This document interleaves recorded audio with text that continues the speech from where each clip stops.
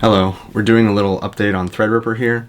It's long overdue actually. I've been using the same SSD, the same 250 gig SSD for my operating system since 2013, and I really need to replace that because it's got a bunch of leftover files. My Windows isn't updating, it's getting stuck in an update loop, so we're going to replace it. We're going to add two NVMEs. We're going to be adding these two ADATA M.2 drives. One is a 8100 and 512 gigabyte, and the other one is 8200 Pro, 1 terabyte. There currently is a 512 gig M.2 in there, an Samsung Pro, but it's not the operating system. And the other major problem I'm having is I installed my After Effects programs with the cache for it and stuff on the M.2. Apparently they should have all been on the Creative Cloud drive, which is the operating system drive, and it just causes problems when it's not. So I'm gonna add these, and we're gonna make the 1 terabyte our operating system drive, and then we're gonna use the 512 and the other 512 that's in there. Finally gonna use the DIMM2 card, and we're gonna put the two 512 M.2s on here. Alright, so yeah, that's what we're gonna do, so let's do it.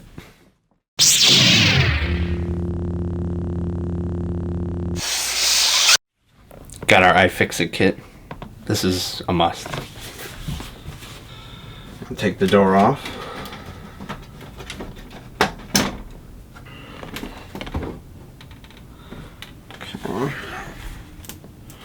Okay, we need to do two things now. We need to take the M.2 out of the motherboard, and we're going to disconnect our hard drives so that nothing happens to them, because those have important data that we don't want Windows to overwrite by accident. You have to push a little bit to get the screw started. Alright, there we go. I guess I was using too small of a head. Okay, good. The thermal pad is still good on there. So that's our Samsung 960 Pro M.2. It's a 512 gigabyte. In retrospect, I really should have made this the operating system drive instead of just migrating my old one from my FX8350. Caused a lot of problems, and I should have just did it when we built Threadripper. I wouldn't have to do what I'm doing right now. But since we're doing it, we're gonna replace that with a 1 terabyte, and then we'll never have to worry. This is a really early 960 Pro from 2017, right when they first launched, and it was pricey. Really wish we waited. This actually costs more than double what a 1 terabyte costs now. More than double for half the space. Early adopter problems. Don't make the same mistake I did and be an early adopter. Just wait like a couple months. This is why iFixit is worth it, because this magnetized little screw for the M.2 would drop and I would not find it. If you're building a computer, you need an iFixit.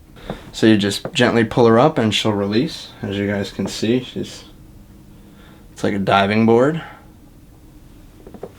And then you just gently pull down and she comes right out. Okay, so this is pretty much everything we're going to be using. We got our DIMM2 card, the 512, the 8100 512, and the 8200 Pro 1 terabyte, and this is the 960 Pro 512 that was in the motherboard. So we're going to be putting these two 512s on the DIMM2, and this 1 terabyte is going to be our main operating system drive in the motherboard. Let's get started. So this is the included DIMM2 card that we got with the Zenith Extreme motherboard. Very happy that we're finally able to use it. You get to put an M.2 on each side.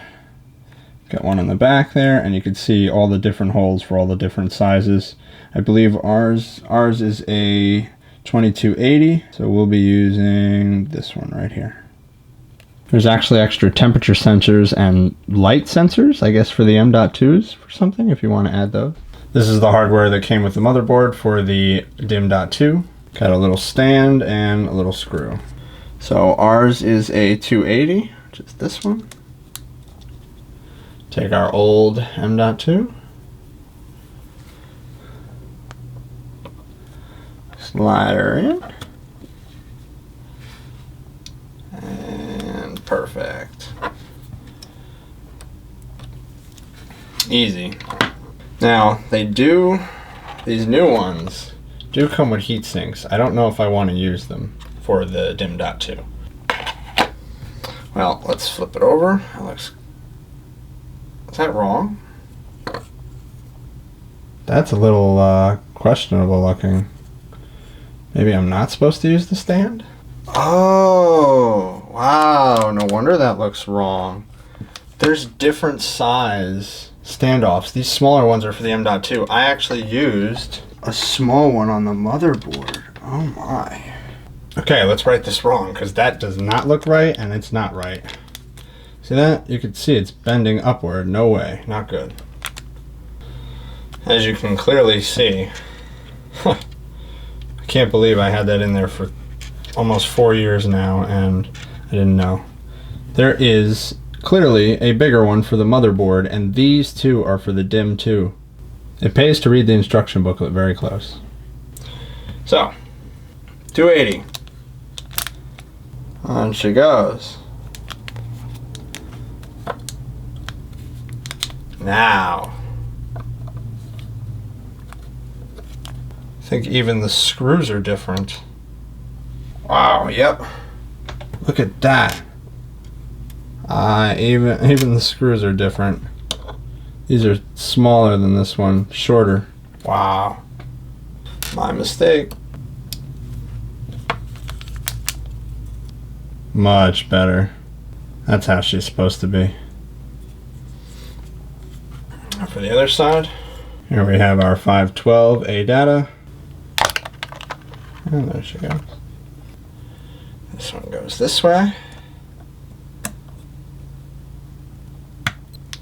Put her in.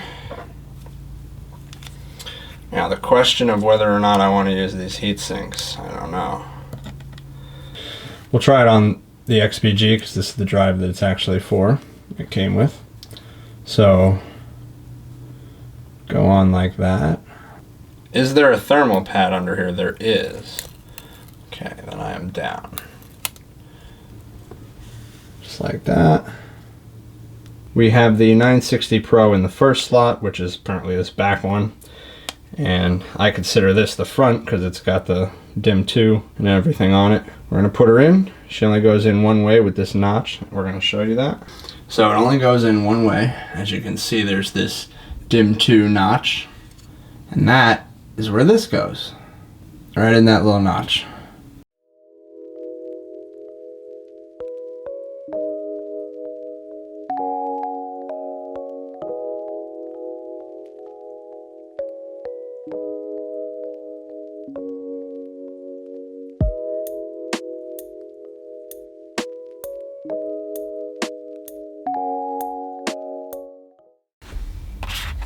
Time to do the 1 terabyte for the operating system. Alright, we're going to do this the right way this time. With the bigger standoff.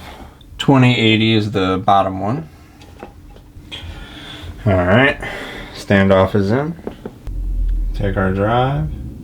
This one's a little trickier, but if you notice, at the very top there's pins up above, and there's a little break in the pins. That's where the little notch goes. So it just goes and like so,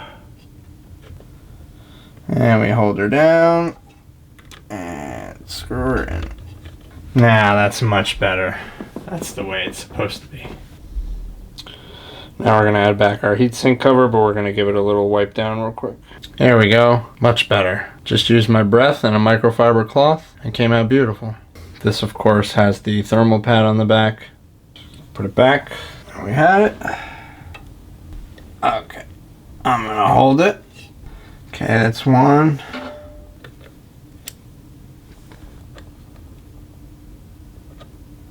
Wonderful. Look at that beautiful shine. What a wonderful reflection. Look at that. Good as new. Unfortunately, I don't have any green to fill it. We'll fill it when it gets a little lower. And yeah, just got to put the GPU back in, and connecting the other 3 hard drives, we can do that before with the GPU in there, I believe. Let's put our 1080 back in. Tighten it with the screwdriver. Now we just got to plug her in. Plug her in, plug her in. Have a dangler. Shout out to the danglers. Yeah, we can connect those 3 hard drives later, no problem. So we're good. Maintenance is complete. All that's left to do is install Windows.